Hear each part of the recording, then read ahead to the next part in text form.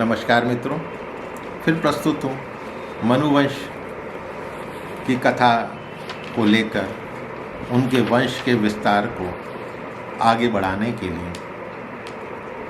यहाँ इस कथा में मैं भरत का जिक्र करूँगा। भरत मनुवंश से ही थे, जैसा मैंने कहा कि भरत के नाम से ही भारतवर्ष नाम कहलाया। भरत ने विश्वरूप की कन्या पंचजनी से विवाह किया था और पंचजनी के गर्भ से सुमति, राष्ट्रभृत, सुदर्शन, आवरण और धूम्रकेतु नामक 5 पुत्र पैदा हुए थे। और ये भारतवर्ष, जिसको पहले अजनाब वर्ष कहा जाता था, राजा भरत के समय से ही भारतवर्ष कहलाता है। कई और कथाओं में ये जिक्र भी आया कि नहीं और भी भरत हुए हैं कथाओं में, उनके नाम से भरत है। नहीं, ये मनुवंश के पहले भरत थे जिनके नाम से भारतवर्ष कहलाया। एक बार भरत जी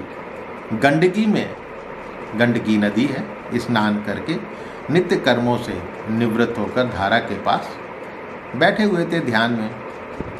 अब इसी समय एक हरिणी प्यास से व्याकुल होकर जल पीने नदी के किनारे पर आती है। तभी पास में एक शेर की दहाड़ सुनाई देती है। और आपको भी पता है, हिरन जो है बहुत डरपोक जानवर होता है। तो डर के मारे उस हिरनी छलांग मारने की वो कोशिश करती है और उसके पेट में गर्भ था जो अपने स्थान से हटकर योनि द्वार से होता हुआ नदी में गिर जाता है। अब हिरनी गर्भ के गिर जाने से पीड़ित किसी गुफा में जाकर पड़ती है और मर जाती है। भरत जी उस बहते बिन माँ के हिरनी के बच्चे को नदी के प्रवाह से निकाल लेते हैं और अपने आश्रम में ले आते हैं। अब उस मृक्ष होने के प्रति उनकी ममता बढ़ती जा रही है। उसके प्रबंध में व्यस्त, कभी उसको दूध पिलाना है तो कभी उसको नहलाना है, कभी कुछ कारना है। सोते, टहलते, बैठते, पूजा करते, उनका ध्यान जो है उसी में ही लगा रहता था। उनमें उस मृक्ष होने के प्रति उनकी आसक्ति बढ़ती जा रही थी। यहाँ तक कि भगवत भजन से भी भरत जो है वो विरक्त होने लगे। फिर एक दिन काल आ गया, सभी के काल आता है। हरिण शावक पुत्र के समान शोकातुर था। उसको उसी स्थिति में देखते हुए आसक्ति में मृग के साथ उसका भरत का शरीर छूट गया। अब अंतकाल की भावना के अनुसार उन्हें अगला शरीर मृग शरीर ही मिलता है, लेकिन पुण्य कर्मों से उनकी स्मृति बनी रहती है, यादाश्त बनी रहती है। मृग शरीर में भरत के हृदय में वैराग्य की भावना जागृत हुई और अपनी माता को त्याग पुलस्त्य और पुलह मुनि के आश्रम में चले गए। वहाँ रहकर सूखे पत्ते, घास खाकर काल की प्रतीक्षा करने लगे, जैसे मरने के लिए ही बैठे हुए थे। और अंत में शरीर का आधा भाग गंडकी जल में डुबाकर छोड़ दिया और अपने मृत शरीर को त्याग दिया। भरत का अगला जन्म ब्राह्मण कुल में होता है। पिता का पूर्ण स्नेह था। पिता ने कर्तव्यों के नाते उन्हें आवश्यक कर्मों की शिक्षा देनी प्रारंभ कर दी और चाहते थे कि वेदों का अध्ययन प्रारंभ कर दूं। लेकिन 4 महीने पढ़ाने के बाद भी वो गायत्री मंत्र भी याद नहीं कर पाते थे।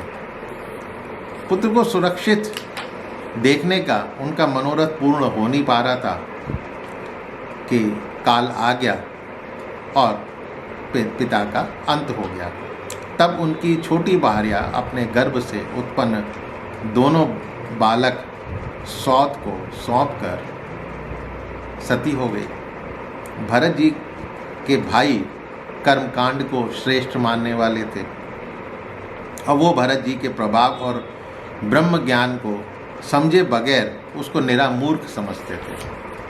उन्होंने उसे पढ़ाने लिखाने का विचार ही छोड़ दिया। अब भरत जी को मान अपमान का तो कोई विचार था ही नहीं। जब साधारण नर पशु उन्हें पागल, बहरा, मूर्ख कहकर पुकारते तब वो वैसा ही आचरण करते। कोई भी उनसे कुछ काम करवाना चाहता वो कर देते। अब बेकार के रूप में, मजदूरी के रूप में जो अच्छा बुरा अन्न मिल गया वो खा लिया, जीभ के स्वाद को ना देखते हुए खा लेते थे। सड़ा हुआ है, खराब है, उनको कोई फर्क नहीं पड़ता था। उन्हें आत्मज्ञान प्राप्त हो चुका था, ये बात कोई नहीं जानता था। इसलिए सर्दी, गर्मी, वर्षा के समय सांड के समान नंगे पड़े रहते थे और अपनी कमर में एक मैला कुचैला कपड़ा लपेटे रहते थे। दूसरों की मजदूरी करते देख उनके भाइयों ने उन्हें खेत की क्यारी ठीक करने में लगा दिया। तो उस कार्य को भी करने लगे। चावल की कनी मिल गई खाने को, खली दे दी, भूसी, घुने, उड़द जो भी मिल जाता था वो खा लेते थे। किसी समय एक डाकू सरदार ने पुत्र कामना से भद्रकाली को मनुष्य बलि देने का संकल्प किया था, लेकिन जिस पुरुष पशु को बलि के लिए पकड़ के लाए थे वो उनके फंदे से निकलकर भाग गया। अब ढूंढने को उसके सेवक चारों तरफ दौड़े, लेकिन अंधेरी रात में नहीं पा सके। अचानक उनकी निगाह इस ब्राह्मण पर पड़ गई। उसी को बांधकर चंडिका देवी के मंदिर में वो ले गए। तब उन डाकुओं ने विधि अनुसार उसका सिर नीचा कर भद्रकाली के सामने बैठा दिया और बलि देने के लिए एक खड्ग उठाया। अब ये भयंकर कुकर्म देखकर भद्रकाली एकाएक मूर्ति फोड़कर प्रकट हो जाती हैं और विकराल रूप धारण कर लेती हैं और उसी खड्ग से सारे पापियों का सिर उड़ा देती हैं। तो यहाँ तक भरत की कथा भागवत में लिखी हुई है जो मैंने आपको सुनाई है, और मनुवंश इसके आगे भी चल रहा है, लेकिन फिर कभी उसके बारे में मैं आपसे जिक्र करूँगा। आज के लिए बस इतना ही। उम्मीद करता हूँ, आशा करता हूँ कि ये कथा आपको ज़रूर पसंद आई होगी, और यदि पसंद आई हो तो मेरे चैनल को सब्सक्राइब करना मत भूलिएगा और इस कथा को अपने इष्ट मित्रों से शेयर कीजिएगा ताकि वो भी इस भागवत कथा के बारे में सुनकर आनंद उठा सकें। पौराणिक कथाएं हैं जिनको लोग भूल चुके हैं। फिर मिलता हूँ किसी नई कहानी, कथा, एक नई यात्रा के साथ, नए तथ्यों के साथ। तब तक के लिए इजाज़त दीजिए। नमस्कार।